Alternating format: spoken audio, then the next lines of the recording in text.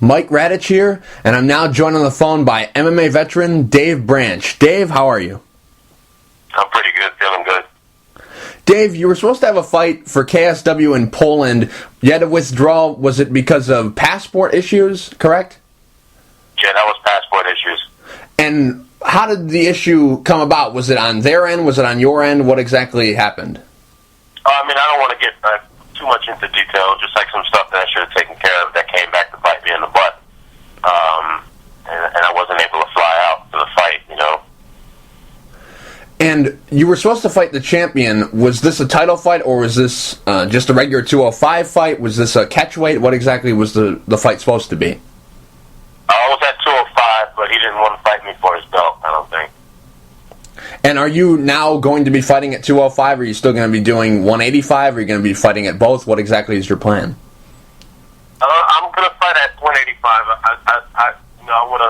I definitely want to do damage at 185. I don't mind, going back and forth a little bit to 205, though. Are you still under good terms with them? Like, is there a possibility that you could be on their next card? Is that their plan, is to have you come back and fight? What exactly, have they told you anything? I'm not too sure what's going on with KSW. I think Miranda went out there and fought, and, I heard a lot of mixed up stuff, so I'm not too sure. I don't have a problem with KSW, but I'd rather fight in the States, under the sanctioning bodies of the Athletic Commission. Dave, since you're released from the UFC, you're 2-0. How long do you think it'll take you to get back to the big show? And is that your goal, is to be back in the UFC, or are you just comfortable fighting, whenever, whoever? When I first got in the UFC, it was like a huge thing to me, and the UFC is still a great place for fighters to be. But as a guy who's been there, and I actually know the system of it, I'm not saying anything bad about the UFC, but I have plans on doing other things outside the UFC, and I'm not in any rush to get back as of right now. I think that if I land there, maybe sometime in the future, that'll be cool. But I have other plans and really big plans.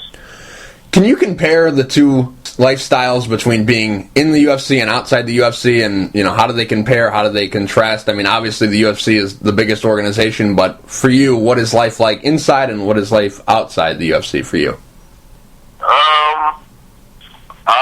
Life inside the UFC, people treat you differently because the UFC, it's like one thing it does give the fighters is it gives the fighters a lot of press, a lot of exposure, so people are always excited when they meet somebody who is an active fighter inside the UFC.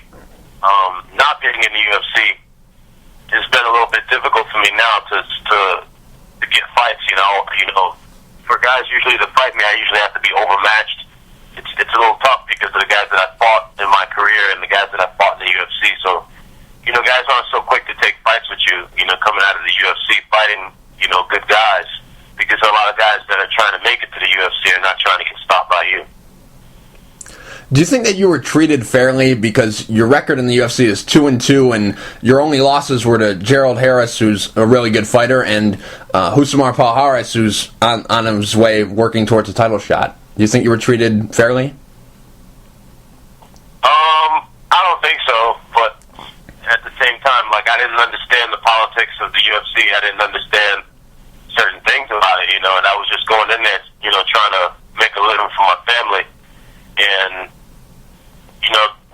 the technical fighters, I don't think are I think that the guys that just go out there and just swing for the fences and do crazy stuff are rewarded more than guys who actually try to use their brain and be more technical fighters. And again, it's like one of those things. How do you get a happy medium with both? The UFC, they want a certain thing, and if you're going to work with them, you got to give them what they want without compromising what it is that you do as a fighter. You know what I mean? So it's like one of those things. Treated fairly, I don't know, man. I have a oh man, I don't even want to go into that. It's a lot. If you're put it like this, if you're the right person, the right place, the right time, you're gonna be all right. What exactly did they tell you when you were released? Because usually a guy with a 500 record, usually gets another chance, and usually when he goes below 500, he gets released. What exactly did they tell you when they said, we're not going to bring you back? I think they said something about I wasn't like being exciting or something like that. I'm not even too sure. I found out like weeks later. The fight with Paul Harris, me and Paul Harris wasn't even on. I mean, I beat Paul Harris the first round. I almost TKO'd him until I got caught in the knee bar in the second. He's a very tough fighter for anybody to fight, and it's a lot of middleweights in the UFC that don't want to fight Paul Harris. He's a very bad matchup for a lot of people, including the current champion.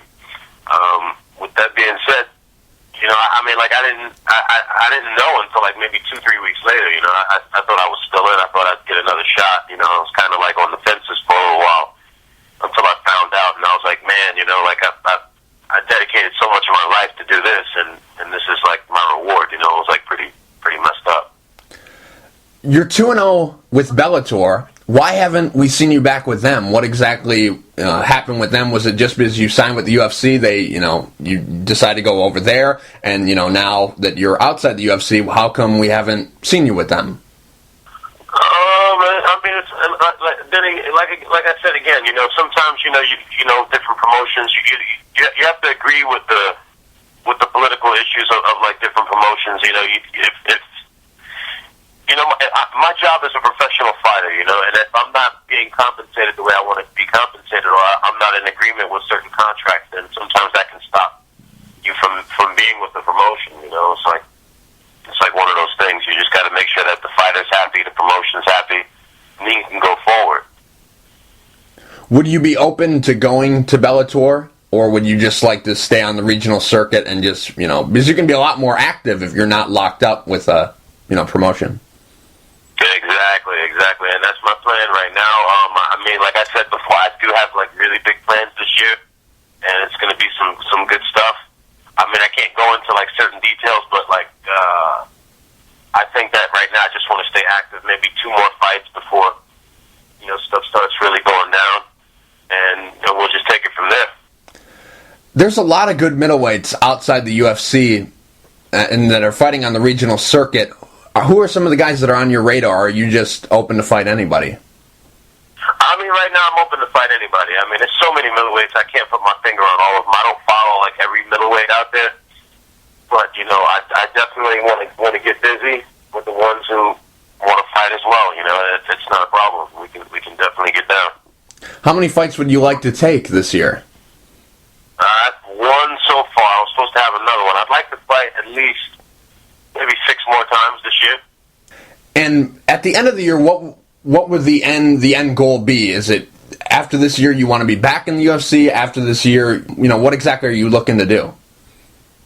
It's a little complicated, but I'm going to try to be a middleweight champion by the end of this year. In some promotion?